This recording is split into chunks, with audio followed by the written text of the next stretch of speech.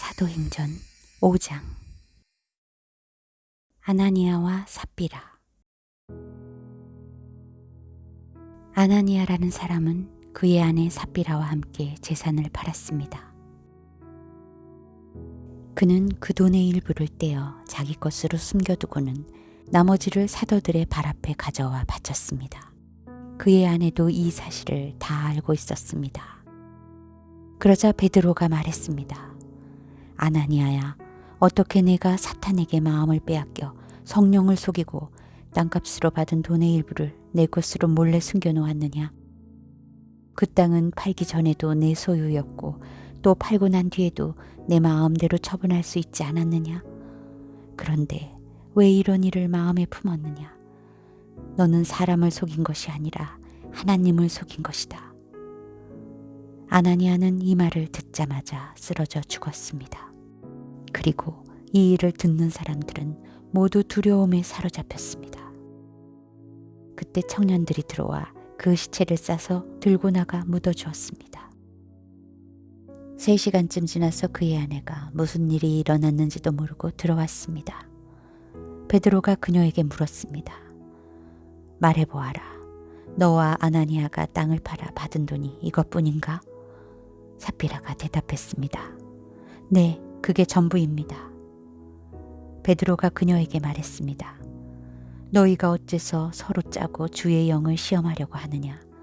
보아라, 내 남편을 묻은 사람들이 문 앞에 있으니 이번에는 너를 메고 나갈 것이다. 바로 그 순간 삽비라도 그 발 앞에 쓰러져 죽었습니다. 그러자 청년들이 들어와 그가 죽은 것을 보고는 메고 나가 그 남편 곁에 묻었습니다. 사도들이 많은 사람들을 고치다.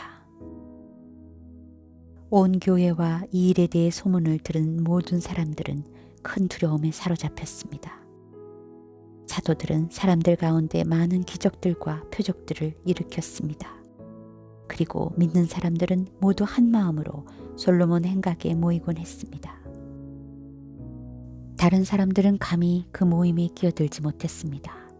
그러나 백성들 사이에서는 그들에 대한 칭찬이 자자했습니다. 더욱이 남녀할 것 없이 점점 더 많은 사람들이 주를 믿게 돼 그 수가 늘어났습니다. 심지어 사람들은 베드로가 지나갈 때 혹시 그의 그림자라도 덮일까 해서 들것과 자리에 환자들을 눕힌 채 거리로 데리고 나왔습니다. 예루살렘 근처의 마을에서도 많은 사람들이 환자들과 더러운 귀신에 시달리는 사람들을 데리고 모여들었고 그들도 모두 고침을 받았습니다. 사도들이 박해를 당하다. 그러자 대제사장과 그와 한패인 사두개파의 당원들은 모두 시기하는 마음이 가득해서 들고 일어나 사도들을 잡아다가 감옥에 가두었습니다. 그러나 그날 밤 주의 천사가 감옥 문을 열고 사도들을 밖으로 데리고 나오며 말했습니다. 가라, 성전에 서서 백성들에게 이 새 생명의 말씀을 모두 전하라. 이 말을 듣고 그들은 이른 아침 성전으로 들어가 사람들을 가르치기 시작했습니다. 그때 대제사장과 그 일행이 도착해 공의회와 이스라엘 자손의 모든 장로들을 소집하고 감옥에 사람을 보내 사도들을 데려오게 했습니다. 그러나 경비병들이 감옥에 도착해 보니 그들은 온데간데 없었습니다. 그들이 돌아와 이렇게 보고했습니다. 감옥 문은 단단히 잠겨 있었고 간수들도 문마다 서 있었습니다. 그런데 문을 열어보니 안에 아무것도 없었습니다. 이 말을 듣고 성전 경비대장과 대제사장들은 당황해 이러다가 또 어떤 일이 생기게 될까 걱정했습니다. 그때 누군가 들어오더니 말했습니다. 보십시오. 감옥에 가둔 그 사람들이 성전에 서서 사람들을 가르치고 있습니다. 그러자 경비대장은 부하들과 함께 나가서 사도들을 잡아왔습니다. 그러나 강제로 끌고 오지 않았는데 그것은 사람들이 자기들에게 돌을 던질까 겁이 났기 때문입니다. 그들은 사도들을 데려다가 대제사장의 신문을 받도록 공의회 앞에 세웠습니다. 대제사장이 말했습니다. 우리가 예수의 이름으로 가르치지 말라고 단단히 주의를 주지 않았느냐? 그런데 너희는 온 예루살렘을 너희 가르침으로 가득 채우고 이 사람의 피에 대한 책임을 우리에게 뒤집어 씌우려고 하는구나. 베드로와 다른 사도들이 대답했습니다. 사람에게 순종하기보다 하나님께 순종하는 것이 마땅합니다.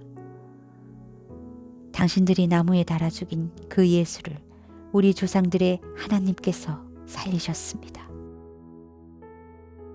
하나님께서는 이스라엘에게 회개와 죄의 용서를 주시려고 예수를 그분 오른편에 높이셔서 왕과 구세주가 되게 하셨습니다. 우리는 이 모든 일들의 증인이고 하나님께서 그분께 순종하는 사람들에게 주신 성령 또한 그 일들의 증인이십니다. 그들은 이 말을 듣고 화가 치밀어 사도들을 죽이려고 했습니다. 그런데 가말리엘이라는 한 바리새파 사람이 공회 가운데에 일어났습니다. 그는 율법학자로서 모든 사람의 존경을 한 몸에 받고 있는 사람이었습니다. 그는 사도들을 잠시 공의회 밖으로 내보내라고 명령하고는 이렇게 말했습니다. 이스라엘 사람들이여, 여러분이 지금 저 사람들에게 하려는 일에 신중을 기해야 합니다. 언젠가 드다가 나타나서 자신이 대단한 사람인 양 공포하고 다니자 400명이라는 사람들이 따랐습니다. 그러나 그는 죽임을 당했고 그를 추종하던 사람들은 모두 뿔뿔이 흩어지고 말았습니다. 결국 그 일은 아무것도 아닌 일로 끝났습니다. 그 사람 뒤에도 갈릴리 사람 유다가 인구조사를 할 때 나타나서 많은 추종자들을 거느리고 반란을 도모했지만 역시 죽임을 당하고 그를 추종하던 사람들도 모두 흩어졌습니다. 그러니 지금의 경우에 대해서도 내가 한마디 하자면 저 사람들을 상관하지 말고 그냥 내버려 둡시다. 만일 그 목적이나 행동이 사람에게서 비롯된 것이라면 망하고 말 것입니다. 그러나 만약 하나님께로부터 나온 것이라면 이 사람들을 막을 수 없을 것입니다. 행여나 여러분이 하나님을 대적해 싸우는 사람이 될까 두렵습니다.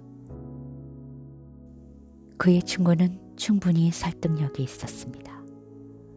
그들은 사도들을 안으로 들여 채찍질을 하고는 예수의 이름으로 말하지 말라고 명령하고는 풀어주었습니다. 사도들은 예수의 이름을 위해 모욕당하는 것이 합당하다고 생각하고는 기뻐하며 공의회를 떠났습니다. 그들은 날마다 성전에서 또 집집마다 다니면서 예수께서 그리스도라고 가르치고 선포하기를 쉬지 않았습니다.